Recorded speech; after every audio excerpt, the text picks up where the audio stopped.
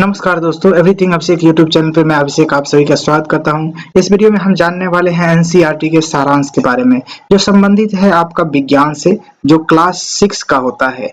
यहाँ पर देखिए, क्लास 6 के विज्ञान से यह वीडियो संबंधित होगा। अध्याय आपका तीसरा रहेगा और इसमें महत्वपूर्ण कंसेप्ट को हम देखने वाले हैं। अगर आप BPSC, BSSC, SSC, CTET, TET या फिर बीपीएससी टीचर रिक्रूटमेंट या फिर रेलवे या फिर पीसीएस की तैयारी कर रहे हैं या फिर किसी भी ऑल इंडिया कॉम्पिटिटिव एग्जामिनेशन की आप तैयारी कर रहे हैं, निश्चित रूप से यह वीडियो आप सभी के लिए बेहद ही महत्वपूर्ण होने वाले हैं। हम बात करेंगे इसमें सारे के सारे कंसेप्ट के बारे में। यहाँ आप देख सकते हैं, अगर आप हमारे इस चैनल पे नए हैं तो बिल्कुल निश्चित रूप से आप सब्सक्राइब कर लीजिए इसी प्रकार के वीडियोस देखने के लिए। और इस तरीके के वीडियोस देखने के लिए आपको डिस्क्रिप्शन में एक लिंक मिलेगा, वहां से आप निश्चित रूप से इसका पूरा सीरीज भी देख सकते हैं। और साथ ही साथ इस वीडियो में देखते चलेंगे और यह पीडीएफ किस प्रकार से प्राप्त करेंगे तो निश्चित रूप से आपको जानकारी मिल जाएगा वीडियो के अंतर्गत। यहाँ देखेंगे तीसरा चैप्टर के बारे में, 2 चैप्टर मैंने बता दिया है, वीडियो इसका अपलोडेड है हमारे चैनल पे। प्लेलिस्ट सेक्शन में जाकर के वहां से आप देख सकते हैं, इसका लिंक भी आपको वीडियो के डिस्क्रिप्शन में उपलब्ध है। यहाँ देख सकते हैं प्रमुख शब्द के बारे में। प्रमुख शब्द जो तीसरा चैप्टर से निकल के आता है, रुई, वस्त्र और तंतु, कताई, बुनाई, तागा, ये सभी शब्द इंपोर्टेंट है इस चैप्टर के अंतर्गत। और इन सभी शब्दों के बारे में हम अच्छे तरीके से जानने की कोशिश करेंगे, समझने की कोशिश करेंगे। बढ़ेंगे आगे, स्क्रीन पे दिखेगा आपको तागा। तागे के बारे में कुछ, यानी कि धागा, धागा या फिर तागा दोनों बात बराबर है, देख सकते हैं। इसमें कहा गया है कि इसके फैक्ट के बारे में पहले जान लेते हैं, पढ़ लेते हैं। तागे की ये दिखाई देने वाली पतली लड़ियां भी और अधिक पतली लड़ियां से मिलकर बनी होती है, यानी कि तागों की ये दिखाई देने वाली पतली लड़ियां भी और अधिक पतली लड़ियां से मिलकर बनी होती है, जिन्हें क्या कहते हैं तो तंतु कहते हैं। अब यहाँ समझेंगे, आप धागा देखे होंगे, उस धागा को जब आप उधेड़िएगा तो निश्चित रूप से उसमें बहुत सारे पतले पतले तागे दिखेंगे। वो तागा निश्चित रूप से आप देख सकते हैं उस पे, और वो जो धागा होता है वह निश्चित रूप से किससे बने होते हैं, तंतु से बने होते हैं, और उन्हें तंतु ही कहा जाता है। उसके बाद देखिए वस्त्र, वस्त्र तागों या फिर धागों से मिलकर बने होते हैं, तथा तागे भी देख सकते हैं, तागे भी आगे तंतुओं से मिलकर बने होते हैं। इस बात को यहाँ पर लिख भी दिया गया है। उसी के संबंधित जानकारी आगे देखेंगे तो कुछ वस्त्रों जैसे कि सूती वस्त्र, जूट, रेशमी, उसके बाद तथा ऊनी के तंतु पादपों तथा जंतुओं से प्राप्त होते हैं। यानी कह लें एक तौर पे कि तंतु जो होते हैं वह हमें 2 तरीके से प्राप्त होते हैं, जंतु से और पादप से, 2 तरीके से प्राप्त होते हैं यहाँ पर कहा जा रहा है। और जो जंतु और मतलब पादप से प्राप्त होते हैं उन्हें प्राकृतिक तंतु कहते हैं। देखेंगे रुई तथा जूट, रुई तथा जूट यानी कि पटसन, जूट को पटसन कहा जाता है, पादपों से प्राप्त होते हैं। किससे प्राप्त होते हैं तो पादप से प्राप्त होने वाले तथा तंतुओं के उदाहरण है, यानी कि जो है कि पादप से प्राप्त होने वाले तंतु के जो उदाहरण है रुई तथा जूट है।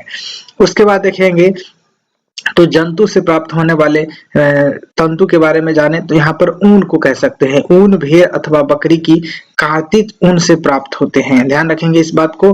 खरगोश, याक तथा ऊंटों के बालों से भी इसे प्राप्त किया जा सकता है, यानी ऊन को हम कहाँ से प्राप्त कर सकते हैं, खरगोश या फिर याक के बाल या फिर भेड़ या अथवा बकरी के कार्तिक ऊन से प्राप्त कर सकते हैं। उसके बाद देखें तो रेशमी तंतु, रेशम के कीट कोकून से खींचा जाता है, रेशम के कीट का जो कोकून होता है उससे खींचा जाता है रेशमी तंतु को, ध्यान देने वाली जरूरत बात है और ये इम्पोर्टेंट भी है। उसके बाद देखेंगे नेक्स्ट चैप्टर में, नेक्स्ट चैप्टर कह ले तो नेक्स्ट पेज नंबर कह ले, यहाँ पर देख सकते हैं आप, जिनका स्रोत पादप अथवा जंतु नहीं है से तंतुओं का निर्माण किया जा रहा है, इन्हें संश्लिष्ट तंतु कहते हैं। अब जाने कि जो तंतु हमें न पादप से मिलता हो और ना ही जंतु से मिलता हो, तो ऐसे प्रकार के जो तंतु होते हैं वह संश्लिष्ट तंतु कहलाते हैं, या फिर ऐसे जो तंतु होते हैं उन्हें रासायनिक पदार्थों के द्वारा बनाया जाता है। जैसे उदाहरण के तौर पे देखें तो पॉलिएस्टर, नायलॉन अथवा एक्रिलिक संश्लिष्ट तंतुओं के कुछ उदाहरण हैं। पूछ दिए जाएंगे आपको कि एक्रिलिक रेशम के तंतु, उसके बाद इस तरीके से रेशम के धागे, और इसमें से पूछ देंगे ऊन, और ये तीनों में से आप को पूछ दिया जाएगा कि कौन से जो है कि संश्लिष्ट तंतु है, कौन से प्राकृतिक तंतु है, तो निश्चित रूप से आप बता सकते हैं। उसके बाद देख सकते हैं कि साधारणतया कपास के पौधे वहां उगाए जाते हैं जहां पर मृदा काली अथवा जलवायु उष्ण होती है। आप जानते होंगे ये जो बीपीएससी का एग्जाम हुआ है, बीपीएससी का जो एग्जाम हुआ है जिसमें पूछा गया है, यह क्वेश्चन पूछा गया है कि जो मृदा है यानी कि कपास की जो खेती है वह किस मिट्टी में किया जाता है, यानी कि काली मिट्टी कहाँ कहाँ पाए जाते हैं, इस प्रकार से पूछा गया था। या फिर कपास की खेती किस मिट्टी में होती है, तो निश्चित रूप से आप बता सकते हैं जहाँ पर काली मिट्टी होगी या फिर जलवायु उष्ण होगा वहीं पर आप कपास की खेती को कर सकते हैं। यहाँ देख सकते हैं आप कपास की खेती किस तरीके से किया जा रहा है। उसके बाद देखें तो कपास पादप के फल, कपास पादप के फल जिसको आप कपास गोलक भी कहते हैं, लगभग इसका आकार नींबू की माप का होता है और पूर्ण परिपक्व होने पर बीज टूटकर खुल जाते हैं तथा अब कपास जो है कि तंतुओं से ढके बिनौले कपास के बीज को देखा जा सकता है। यानी कि जो कपास के जो बीज होते हैं उन्हें आप देख सकते हैं बिनौले कहा जाता है, कपास के बीज को बिनौले कहा जाता है।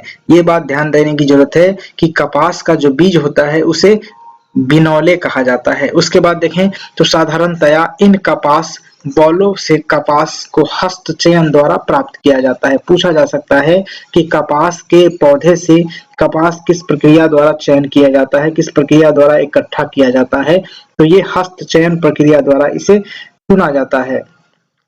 उसके बाद देखें तो इसके पश्चात कपास के बीज को देख सकते हैं कंकतन द्वारा पृथक किया जाता है। ध्यान रखेंगे इस बात को कि कपास से उनके बीजों की अलग करने की विधि को क्या कहा जाता है, तो कंकतन कहा जाता है।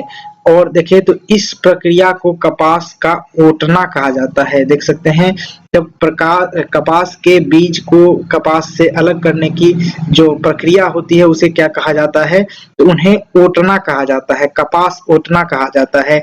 और जो कपास के इसके पश्चात कपास के बीजों को कंकतन द्वारा पृथक किया जाता है, मतलब कपास के बीज को अलग करने की जो विधि होती है वो कंकतन भी कहा जाता है और इस प्रक्रिया को कहे तो कपास का ओटना कहा जाता है। ध्यान रखेंगे इस बात को। आगे बढ़ेंगे। उसके बाद है जूट यानी पटसन के बारे में बताया गया है। कुछ इंपॉर्टेंट फैक्ट कहा जाता है कि पटसन तंतु को पटसन पादप यानी पटसन तंतु को पटसन पादप भी कहा जाता है। पटसन पादप के तने से प्राप्त किया जाता है, यानी पटसन का जो पादप होता है यानी पौधा होता है उनसे प्राप्त किया जाता है। भारत में इसकी खेती वर्षा ऋतु में की जाती है, यानी कि भारत में पटसन की जो खेती होती है किस ऋतु में की जाती है, वर्षा ऋतु में की जाती है। भारत में पटसन को प्रमुख रूप से पश्चिम बंगाल, बिहार तथा असम से उगाया जाता है। ध्यान रखेंगे इस बात को, इम्पोर्टेंट है। उसके बाद देख सकते हैं समानतः पटसन पादप फसल जो होते हैं एक प्रकार का तंतु के रूप में उपयोग में लाए जाते हैं। उसी प्रकार से यहाँ पर नेक्स्ट पॉइंट के तौर पे देखें तो रेशों से तागा बनाने की प्रक्रिया को कतई कहते हैं। रेशों से जब हम तागा बनाते हैं या फिर धागा बनाते हैं तो उन्हें क्या कहा जाता है, तो कतई कहा जाता है। इस प्रक्रिया में रुई के एक पुंज से रेशों को खींचकर या फिर ऐंठते हैं। इस प्रक्रिया से हमें क्या तागा मिलता है। ऐसा करने से रेशे पास आ जाते हैं और तागा बन जाता है। इस बात को यहाँ पर कहा गया है। पूछा जा सकता है कि कतई की प्रक्रिया क्या है, तो रेशों से तागा बनाने की प्रक्रिया को कतई कहा जाता है। पूछ सकता है आपको एग्जामिनेशन में। कतई के लिए एक सरल युक्ति हस्ततकवा, देख सकते हैं हस्ततकवा किससे संबंधित है, तो कतई से संबंधित है, तागा बनाने से संबंधित है, का उपयोग किया जाता है जिसे तकली कहते हैं। तकली किसे कहते हैं, जो हस्ततकवा होता है जो धागा बनाने के लिए काम में लिए जाते हैं, कतई करने के लिए काम में लिए जाते हैं, उसको तकली कहा जाता है। हाथ से प्रचलित कतई, देख सकते हैं कतई, हाथ से प्रचलित कतई के उपयोग होने वाली एक अन्य युक्ति चरखा भी है। ध्यान रखेंगे यहाँ पर आप देख सकते हैं फिगर में भी यह चरखा का फिगर आपको दिख रहे होंगे। चरखा से भी तागा या फिर धागा बनाया जाता है जो कि हाथ से प्रचलित द्वारा या इसे कतई कहा जाता है। ध्यान रखेंगे। खादी खादी के प्रचलन को बढ़ावा देने के लिए भारत सरकार ने 1956 ईस्वी में एक अधिनियम बनाया था, एक संगठन का निर्माण किया जिसे खादी एवं ग्रामोद्योग कहा जाता है। देख सकते हैं कि जब आपको पूछा जा सकता है खादी एवं ग्रामोद्योग आयोग, देख सकते हैं खादी एवं ग्राम उद्योग आयोग का गठन कब हुआ, तो 1956 ईस्वी में इसे भारत सरकार द्वारा गठन किया गया। ध्यान रखेंगे इस बात को। आगे बढ़ेंगे तो आपके स्क्रीन पे दिखेगा यह मेरा व्हाट्सएप नंबर, आप इस पीडीएफ को प्राप्त कर सकते हैं। मामूली सी प्राइस है, जिस क्लास के लेना चाहे उस प्राइस को आप इस क्यूआर कोड के माध्यम से पेमेंट करेंगे, पेमेंट स्लिप आप इस पर भेजेंगे, निश्चित रूप से आपको इसका पीडीएफ मिल जाएगा। ध्यान रखेंगे और आगे बढ़ेंगे तो देख सकते हैं नेक्स्ट पॉइंट के तौर पे इसी चैप्टर से है कि तागों के दो सेटों को आपस में व्यवस्थित करके वस्त्र बनाने की प्रक्रिया को बुनाई कहते हैं या फिर वीविंग भी कहा जाता है। इंग्लिश में आपको वीविंग कहा जाता है और हिंदी में बुनाई कहा जाता है। धागों के दो सेटों को आपस में व्यवस्थित करके वस्त्रों बनाने की प्रक्रिया को बुनाई कहते हैं। उसके बाद देखें तो वस्त्रों की बुनाई करघों पर, देख सकते हैं वस्त्रों की बुनाई करघों पर की जाती है। वस्त्रों की बुनाई किस पर की जाती है, तो करघों पर की जाती है। और करघे या तो हस्त प्रचलित होते हैं अथवा विद्युत प्रचलित होते हैं। ध्यान रखेंगे इस बात को। उसके बाद देखें तो पूर्व में भारतवासी रुई से बने वस्त्र पहनते थे जो कि गंगा नदी के निकटवर्ती क्षेत्रों में उगाई जाती थी। ध्यान रखेंगे इस बात को, भारतवासी के द्वारा जो पहने जाने वाले रुई के वस्त्र थे वह किस क्षेत्र में उगाए जाते थे, तो वह गंगा नदी के निकटवर्ती क्षेत्रों में उगाए जाते थे। ध्यान रखेंगे इस बात को। फ्लैक्स भी एक प्रकार का पादप है, फ्लैक्स भी एक प्रकार का क्या है, तो पादप है जिसे प्राकृतिक तंतुओं द्वारा प्राप्त होता है। फ्लैक्स एक प्रकार का तंतु है जो कि प्राकृतिक तंतु के अंतर्गत होता है। प्राचीन में मिस्र में वस्त्रों को बनाने के लिए रुई तथा फ्लैक्स की कृषि नील नदी के निकटवर्ती क्षेत्रों में की जाती है। आप देखें, ध्यान देंगे इस यहाँ पर कि प्राचीन में जो बात करें प्राचीन की, तो प्राचीन में मिस्र में वस्त्रों को बनाने के लिए कहा रुई तथा फ्लैक्स की खेती जो होती थी वह नील नदी के निकटवर्ती क्षेत्रों में की जाती थी। ध्यान देने वाली जरूरत बात है यहाँ पे। उसके बाद देख सकते हैं यहाँ पर इसको हथकरघा बोलते हैं, इस तरीके से बुना जाता है। उसके बाद कपास गोलक, देख सकते हैं कपास गोलक से ओटना होने के बाद रेशे में बनता है, रेशे की कतई करते हैं, कतई करने के बाद धागा बनता है, धागा बनने के बाद बुनाई करते हैं, बंधाई करते हैं, उसके बाद वस्त्र तैयार हो जाता है।